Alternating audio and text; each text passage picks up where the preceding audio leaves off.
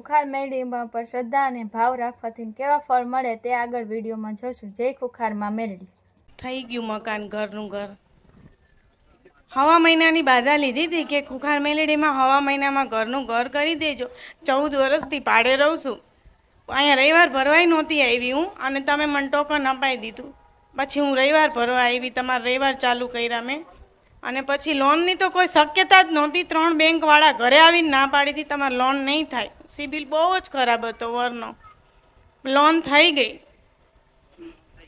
પૂરેપૂરી લોન થઈ ગઈ. અને મહેનત કરીને પૈસા નથી નાખ્યા મકાનમાં, વગર મહેનતે. 14 વર્ષથી ભાડે રહેતા, જો પોતાના મકાન ત્યાં ફર્યા. પણ તમારી પર એટલો વિશ્વાસ હતો ને મને.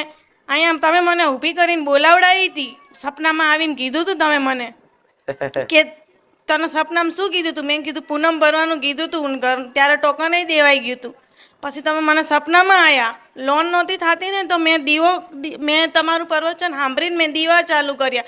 અમારા પિતૃના કાંઈ ખબર નથી પડતી, મને કાંઈ ખબર નથી પડતી.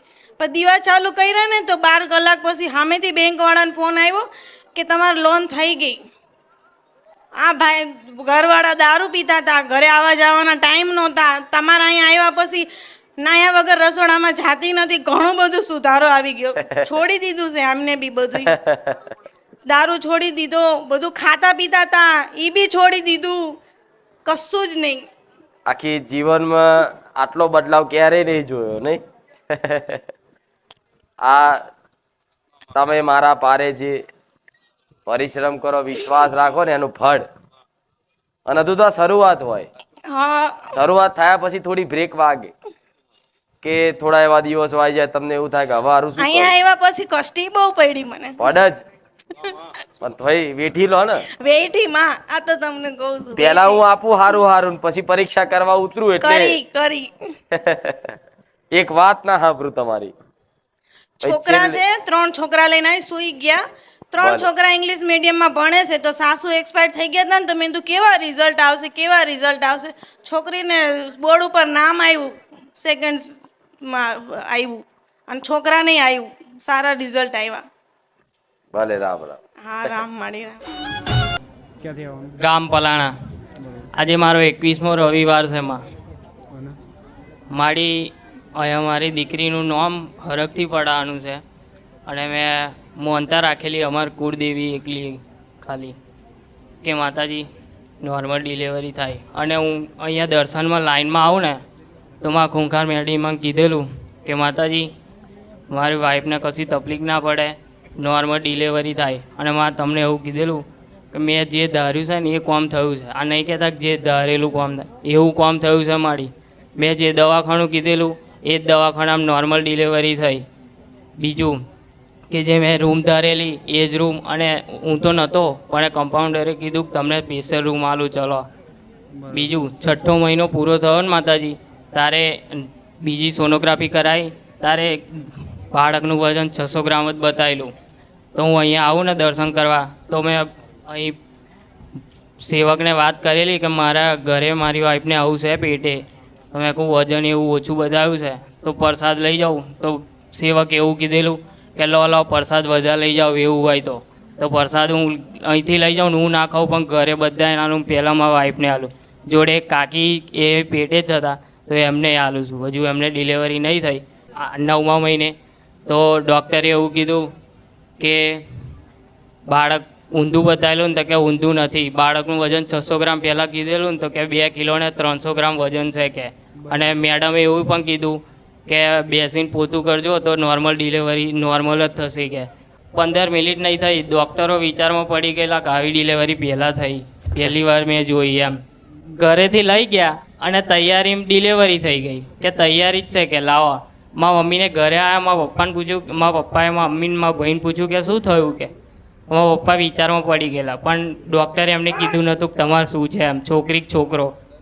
પછી મારા મમ્મીને કહે જાઓ ચા અને બિસ્કીટ લેતા. પછી લઈ ગયા ને તારે કીધું કે તમારી છોકરી છે. એટલે તમે હરખથી નોમ પાડજો. અમે બધા આવ્યા છે આજે, કાકા કાકી પપ્પા મમ્મી પપ્પા કોઈ બાકી નહીં. હરખથી નામ પાડું. ભલે રામ. એનું નામ માહી.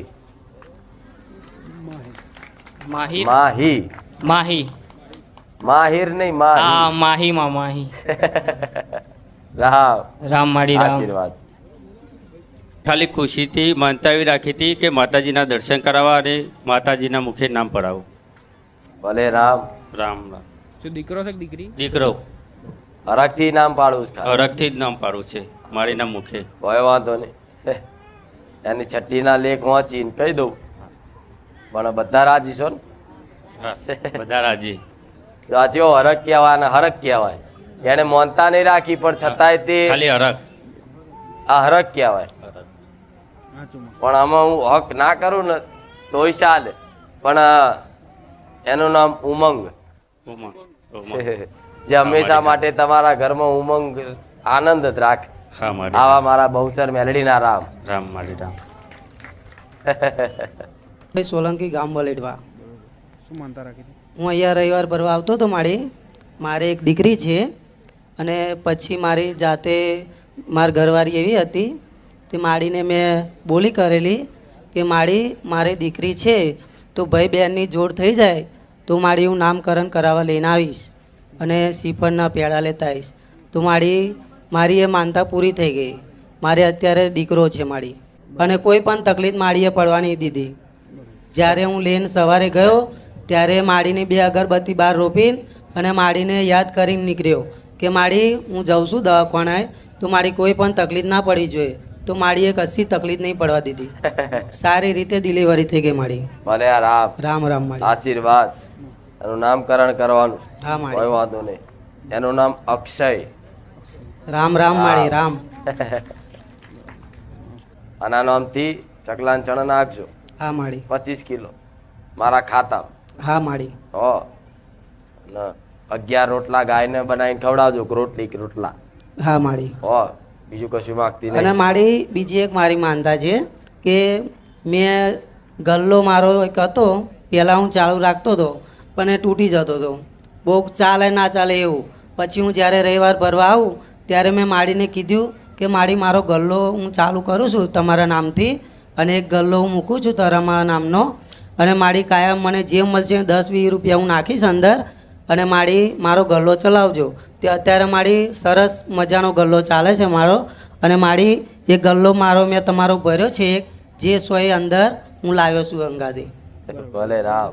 મારા નામનું ખાતું અલગ કાઢ્યું. મારી નામના હાથમાં લાવ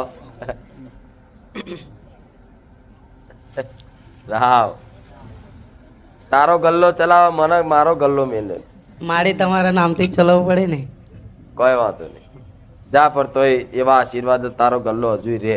રામ રામ ચાલુ માડી. ચાલુ રાખ. રામ રામ. હો.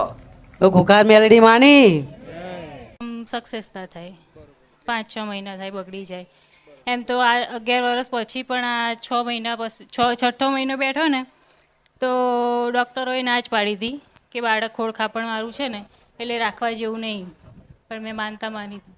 તો બાળક ખોળ ખાપણ વાળું પણ ના આવ્યું? ના હવે સારું છે બધું. બરોબર, સ્વસ્થ બાળક આવ્યું. આગલા 11 વર્ષમાં તમે કેટલા ભૂવા નહીં કર્યું? બહુ ભૂવાય બહુ કર્યા, દવાખાનાય બહુ કર્યા, પણ તોય ક્યાંયથી ક્યાંયથી કોઈ કંઈ. રિઝલ્ટ મળ્યું નહીં. તે 11 વર્ષે હા 11 વર્ષે. આ દીકરીનો જન્મ થયો. 11 હમ વર્ષ પહેલા ભૂવા કર્યા, ડોક્ટરો કર્યા, બાધાઓ મોનતાઓ બધું થાકી ગયા. તમે રાખી, તમારા સગા સંબંધીઓએ રાખી, બધાએ કોઈની બાધા મોનતા ના ફરી અને મારા પારે આવીને વિશ્વાસ રાખ્યો ને જો. હું તો હિંમત જ હારી જઈ હતી. 6ઠ્ઠા મહિને આવ્યા, 6ઠ્ઠા મહિને પછી ડૉક્ટરે કીધું કે બાળક ખોળખાપણવાળું છે કે પછી તો 2-3 દવાખાના બહુ દવાખાના ફર્યા એમ કે કંઈ થાય એમ પણ કોઈ ડૉક્ટરે જવાબદારી લીધી જ નથી પણ તોય મેં રાખ્યું, માતાજીની શ્રદ્ધા રાખી. તને એવું લાગે છે ને મોને છે ને કે મારી કૃપાથી છે? હા હું તો પહેલા કંઈ માનતી નથી આવું બધું. પહેલા નતા માનતા, બહુ કંઈ જ વિશ્વાસ નહીં. આવ્યો? હા આવો તો એવો વિશ્વાસ છે ને કે આ મારી કૃપાથી છે. હા હા આ તો એનું નામ કૃપા જ રાખ. હા હા. એટલે તને યાદ રહે છે કે આ ખુખાર મેલડી માની કૃપા. આશીર્વાદ. રામ રામ. મારું નામ પૂજા બળવંતભાઈ ખારવા. હિંમતનગરથી અમે લોકો ચાલતા બહાર જ આવ્યા. અમે ગુરુવારના રાતના 11 વાગે ત્યાંથી ચાલ્યા મારું મકાનનું 8 મહિનાનું મેં માડીને કહ્યું હતું, માં મારું 8 મહિનામાં પોતાનું મકાન થાય તો હું મારા પોતાના મકાનથી હિંમતનગરથી બારેજા ચાલતી આવીશ. મારું 8 મહિના પણ ના થયા, 8 મહિનામાં 5 જ દિવસ બાકી હતા અને હું મારા પોતાના મકાનમાં રહેવા ગઈ. આજે મને 2 મહિના, આજની તારીખ, આજની પૂનમ, મને 2 મહિના આજ પૂરા થયા અને માડીને હું માનતા કરવા આવી. હિંમતનગર રાધે ગોવિંદ ફાર્મમાંથી મહેતાપુરા 140 કિલોમીટર. અનુભવ તો એની કોઈ સીમા જ નહીં, હદ નહીં. સવારે અમે લોકો ચાલતા હતા, સવારે 6:20 કે એવું કંઈ હશે. અસલાલી આ 3 દિવસે અમે ચાલતા હતા ને, પણ અમે નાહ્યા ધોયા નહોતા. તો અમે લોકો બધા વચ્ચે રસ્તામાં વાત કરીએ, નાહ્યા કોઈ નહીં, માડી આપણને મળેલા તો કહેલા તમે લોકો તો કેવા ગંદાઓ કે. તો અમારા છોકરાને બધા હસવા લાગ્યા. એટલામાં થોડી વાર થઈ, ગાડી પછી અંદરથી કાચ ખુલ્યો દરવાજો, પણ રામ રામ ના બોલ્યા. ક્યાં જાઓ છો બેન તમે? મેં કહું અમે બારેજા. કે ક્યાંથી આવ્યા? હિંમતનગરથી. તો બારેજા હું કામ જવાનું? મેં કહું મારું હિંમતનગરથી હું ચાલતી આવી. માડીને મેં કહ્યું હતું મારું પોતાનું મકાન થાય તો હું હિંમતનગરથી ચાલતી આવીશ. તો પણ મને, હું અને માડી બે લગભગ 30 મિનિટથી ઉપર 45 મિનિટ જેવી થઈ વાતો કરતા હતા. પછી અચાનક જ મને કંઈ માતાજીનું, મારા ઘરનું મેં ભાઈ કહીને વાત કરી. મેં કહું ભાઈ મને કંઈ ખબર નહીં પડતી, શી ખબર હું હોય. પછી અચાનક જ મારા ફ્રેન્ડને એ લોકો કહે કે આ કાચમાં જઈને હું વાતો કરે, કોના જોડે? કે આ લોકો જો કે આ તો માડી કે માડી. તો મને એટલું રડવા આવ્યું. મેં કહું માં હું ઘરથી કહીને નીકળી હતી, માં મને તું કંઈ કહે છે કે તું માં મને રસ્તામાં મળજે તો લાગશે કે તું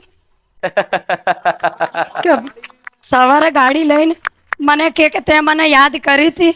મારા પગે મારથી 10 કિલોમીટર નહોતું ચલાતું. મેં માતાજીને કહું તમે કેટલાય નાટક કરો પણ આજ આયા વગર નહીં રહું.